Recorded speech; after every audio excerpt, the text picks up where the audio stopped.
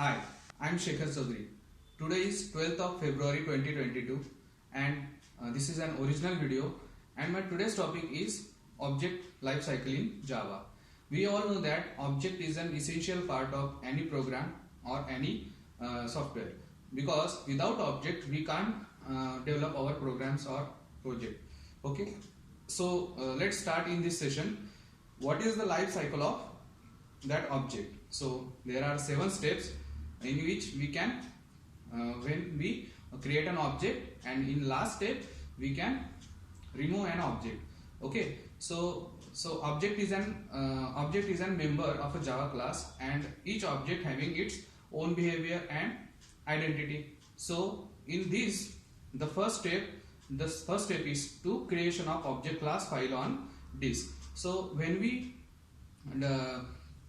perform this step, that time we all know that Java program runs on a JVM. Okay, JVM means Java Virtual Machine. Okay, so when we compile that class it will convert into the bytecode, and those files were stored on a disk. Okay, that is the first step in which we create an object on the disk. Okay, in second step, while we store the object on disk, then second step is loading of an object class file into a memory. Means how it performs: when the Java class loader loads that class file into memory, and this Java runtime read it on memory. Okay, at that time this step is performed. Means what? There is a location where JVM is performs, and it will read the runtime. At the runtime it can read from that disk and stored in a memory. Okay, so in the next step, looking for an initialization static members, okay, of a class. So in that there are initialized when we initialize that class files into static method or static block, then static block cannot be accessed by object creation. It belongs to itself. Means what? When we create an static block or a static method, when we call it this method or block or whatever the constructor, or we all know that when we call that, when the static name is used, then there is no need to create a object for that in main method.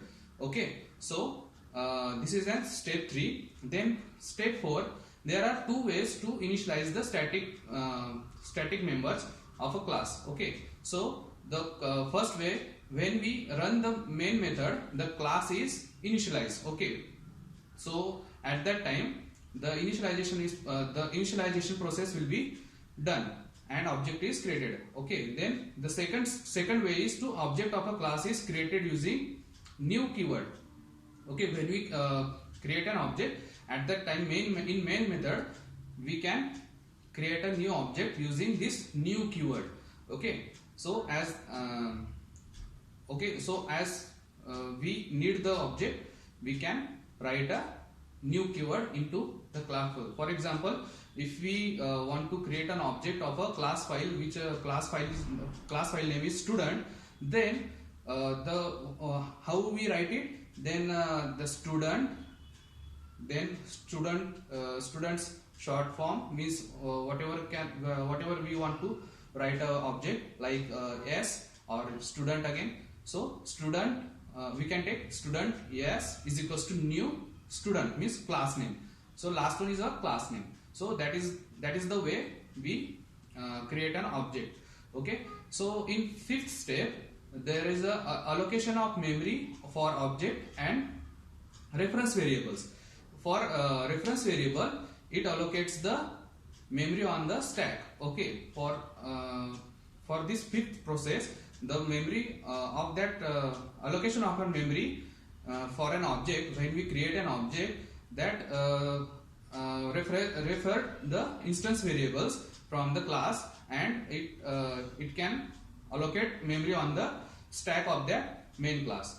Okay, so in the 6th step, what we can do, that calling of the constructor of a class. Means after allocation, the JVM calls the constructor when the object is created, and we access the objects. Okay, so here is the concept of constructor. When we call, means JVM calls the constructor, then automatically constructor will call, and object is created. Okay, so in the last step of object life cycle, so there is a removing of object and reference variable from the memory. So when the work of object is done, okay, means what, when we initialize the variable from step 1, then creation of a variable or creation of an object on the disk, then memory, then initializing static methods or static block, then initializing with using two ways. Okay, so at that time we know that object is performing his own operations, and when we remove these objects and variables, reference variables, so at that time JVM automatically calls the garbage collector to remove used objects. Okay, so at that in this way the object can be traveled from his life cycle. Okay, I hope so you can understand the concept of object life cycle. Okay, so thank you so much.